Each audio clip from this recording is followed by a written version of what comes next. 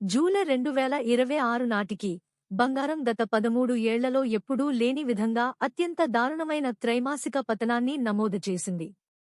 జనవరిలో రికార్డు స్థాయి $5,586 చేరిన బంగారం జూలై నాటికి $3,989 పడిపోయింది. అంటే కేవలం 6 నెలల్లో 29% పతనం. ఇది 2013 తర్వాత అత్యంత దారుణమైన త్రైమాసిక నష్టం. ఈ పతనానికి ఏం కారణం? ఇన్వెస్టర్లు ఏం చేయాలి? ఈ వీడియోలో పూర్తి విశ్లేషణ చూద్దాం. మొదటి మరియు అతి ముఖ్యమైన కారణం అమెరికా ఫెడరల్ రిజర్వ్ వడ్డీ రేట్లు. ద్రవ్యోల్బణాన్ని అదుపు చేయడానికి ఫెడ్ వడ్డీ రేట్లను పెంచే అవకాశం ఉందని మార్కెట్ భావిస్తోంది.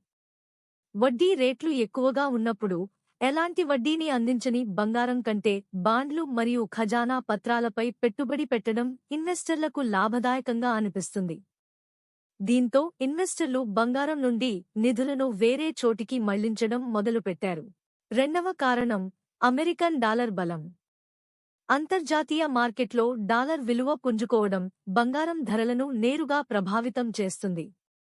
బంగారం డాలర్లలో ధర నిర్ణయించబడుతుంది కాబట్టి డాలర్ బలపడినప్పుడు ఇతర కరెన్సీల్లో బంగారం మరింత ఖరీదుగా మారుతుంది.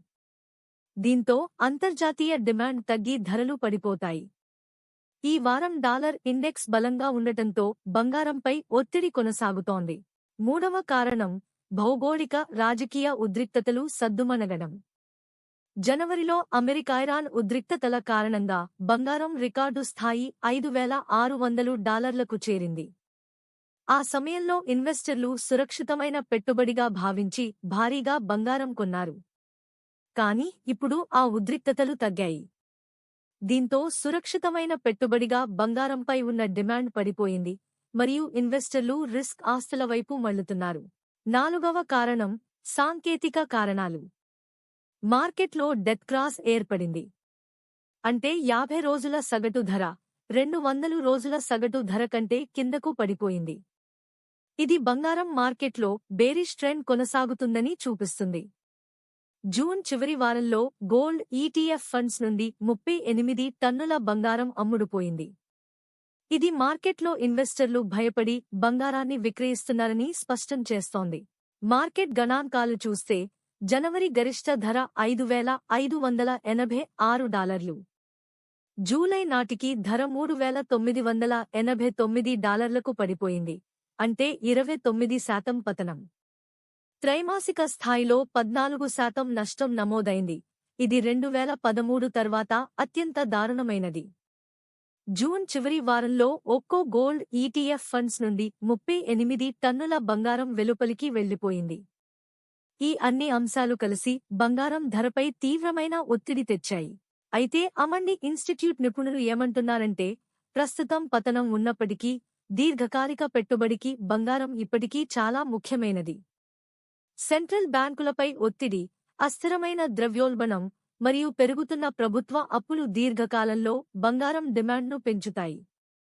అంతేకాదు, ప్రపంచవ్యాప్తంగా ఉన్న అనేక సెంట్రల్ బ్యాంకులు తమ బంగారం నిల్వలను పెంచుకోవాలని చూస్తున్నాయి.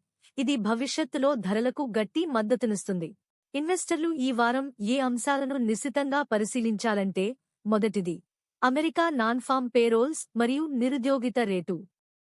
ఇవి ఫెడరల్ రిజర్వ్ భవిష్యత్తు నిర్ణయాలను నిర్ణయిస్తాయి. రెండవది ఐఎస్ఎం మాన్యుఫాక్చరింగ్ మరియు సర్వీసెస్లు, అమెరికా ఆర్థిక వ్యవస్థ బలాన్ని సూచించే సూచికలు.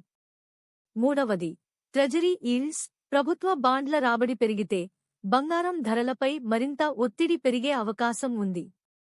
ఈ మూడు అంశాలు బంగారం వచ్చే దిశను నిర్ణయిస్తాయి. ముగింపుగా ధరలు తగ్గడం వల్ల భారతదేశంలో స్థానిక కొనుగోళ్లు పుంజుకుంటున్నాయి. కానీ చైనాలో మాత్రం డిమాండ్ ఇంకా మందకొడిగా ఉంది. ప్రస్తుతం బంగారం ధర $4,000 నుండి $5,200 పరిధిలో కొనసాగుతుందని అంచనా. స్వల్పకాలికంగా మార్కెట్ ఒత్తిడిలో ఉన్నప్పటికీ ఆర్థిక సంక్షోభ సమయంలో మరియు ద్రవ్యోల్బణానికి వ్యతిరేకంగా పోరాడటానికి బంగారం ఇప్పటికీ నమ్మదగిన ఆస్తిగా నిలుస్తుంది. ఈ విశ్లేషణ మీకు ఉపయోగకరంగా ఉంటే లైక్ చేయండి, సబ్స్క్రైబ్ చేయండి. కింద కామెంట్లో మీ అభిప్రాయం చెప్పండి.